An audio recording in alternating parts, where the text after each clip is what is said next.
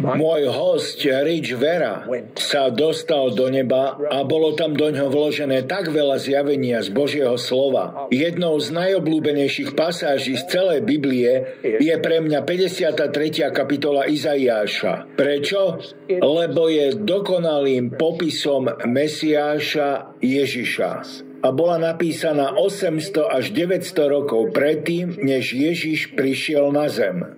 Čo vás Izaiáš učil na tejto 53. kapitole? Keď mi to hovoril, tak som to vizuálne videl. Keď som povedal, že ku mne hovoril, tak to hovoril Boží hlas, aj keď cez neho. A tam som si uvedomil, že keď čítame Božie slovo, to nie je niekoho názor. Je to sám Pán, ktorý hovorí cez proroka. Takže keď som videl Izaiáša 53, videl som kríž a Ježiša na ňom. A videl som moc tej udalosti. To, že Ježiš nezomrel len preto, aby nám boli odpustené hriechy, aj keď to je to hlavné, ale na kríži sa stalo kompletné uzdravenie ducha, duše a tela cez vyliatú Ježišovu krv. Mnohokrát zabúdame na moc kríža a krvi, ale už v starej zmluve, keď hľadeli na hada na palici, čo povedal Mojžiš, kto na ňo pozrie, bude žiť. To bol predobraz, tieň ukrižovania. Na kríž boli priklincované naše hriechy a choroby. Takže keď ku mne Izaiáš prehovoril, jeho hlas prišiel s takou mocou a došlo mi toto. Veľmi zdôrazňujeme uzdravenie tela. Väčšina ľudí pri uzdravení myslí na telo, ale v skutočnosti, keď spôsobíte, aby duch nejakého človeka bol kompletne úplný, tak automaticky bude nasledovať uzdravenie tela. Toto nám chýba, lebo mnoho ľudí býva uzdravených, ale potom sa veľmi ľahko vrátia staré symptómy choroby, lebo staré rany vo vnútri sú stále tam. Presne tak, sú tam nevyliečené rany, ktoré Biblia nazýva neprávosťou. Je v nás mnoho vecí, ktoré neberieme do úvahy a potom, keď chceme niečo od Pána a ono to nefunguje, tak nepriateľ príde s klamstvom. Boh ťa nechce uzdraviť, ešte nenastal tvoj čas, ale objavil som, že keď ste v Božej sláve, tam je kompletnosť, úplnosť.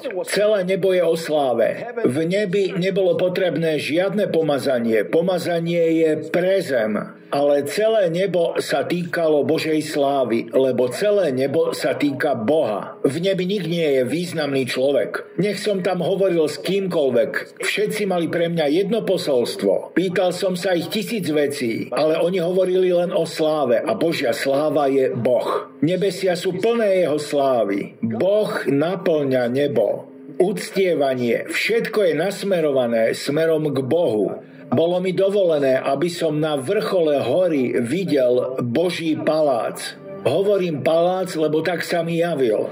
Bol prikrytý oblakom, bol to temný, ťažký mrak, ako taký, z ktorého ide práve pršať. A tento ťažký oblak prikrýval polovicu paláca. Palác bol na vrchole hory a ja som sa pokúsil vybehnúť hore a dotknúť sa ho, lebo som si pomyslel, rýchlo vybehnem a dotknem sa ho. Ale čím vyššie som vybehol, tým sa zdvihol vyššie a vyššie. A vtedy som pochopil písmo. Videl som Pána, ktorý bol vysoko vyvýšený. Takže on je nie len že hore, ale nepretržite stúpa nahor. A uctievanie ľudí je to, čo ho stále dvíha vyššie a vyššie.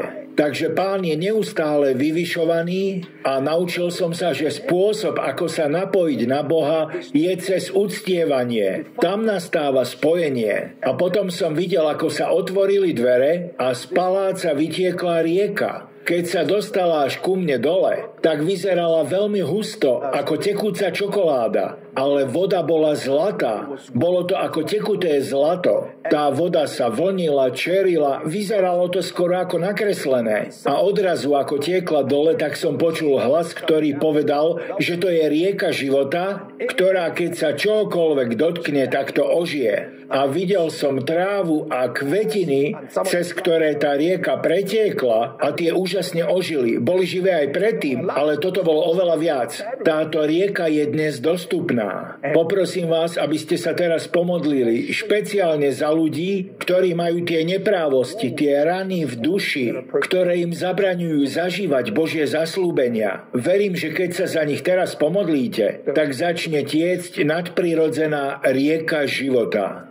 A ja tomu verím. Väčšina z nás jedná s priestupkami. To je, keď sa hriech prejaví skutkom. Ale v Biblii sa nachádza aj také niečo ako neprávosť a to je vnútorná príčina toho, prečo robíte hriechy. Väčšina z nás je očistená, poviete nepijem, nefajčím, ale ak nebudeme jednať so zlom v našich srdciach, s tým, čo sme podedili, tak sa hriechy opäť vrátia a spôsobia, že padnete. To je problém mnohých dobrých ľudí. Aj vy, čo nás pozeráte, môžete byť dobrý kresťan, ale divíte sa, prečo stále padám do hriechu. Je to preto, že ste nikdy nevyriešili problémy srdca. A tak sa teraz modlím v mene Ježiš. Pozerá nás veľa ľudí, ktorí sú povolaní Pánom do služby, ale odpadli a myslia si, že Pán s nimi skončil. Pán chce obnoviť váš život. Urobil to aj so mnou. A bola to jeho prítomnosť, jeho hlas, jeho slovo, ktoré ma úplne oslobodili. Viem, že Boh chce obnoviť aj vás a tak sa modlím v mene Ježiš, aby toto bol okamih, kedy Pán obnoví váš život, uzdraví vás, odstráni z vášho života každú generačnú kliatbu a prinesie prítomnosť Ducha Svätého do každej komórky vášho ducha a duše a uzdraví vás v mene Ježiš. Rich, počas toho, ako ste to hovorili, tak mi Pán dal slovo poznania. Ľudia, ktorí majú artritídu vo svojich prstoch, ak nimi teraz začnete hýbať, zistíte, že je to preč. Ďalej hovorím k ľuďom, ktorí cítia bolesť vo svojom krku a ktorých bolí chrbát. Ak sa teraz postavíte a vystriete do vysoka ruky alebo pohnete hlavou, tak zistíte, že tá bolesť je úplne preč. Aj z tých prstov. Ukazuje vám Boh niečo? Áno, určite v oblasti artritídy. Hovorím k niekomu, kto cíti silné bolesti v chrbte mnoho rokov kvôli automobilovej havárii, kde vám poškodilo zo pár platničiek, cítite veľké teplo v chrbte a Pán vás uzdravuje. Je tu niekto, kto má zablokovaný sluch tu na pravej strane. Pán vás toho teraz zbavuje. Sledujú nás aj ľudia s ťažkou depresiou. Pán z vášho života zdvíha ten závoj depresie, teraz ste oslobodzovaní mocou Ducha Svätého. Ľudia, poviem vám, že táto relácia bola práve pre vás. Pamätáte si, ako som povedal, vráťte sa domov? To bolo pre vás.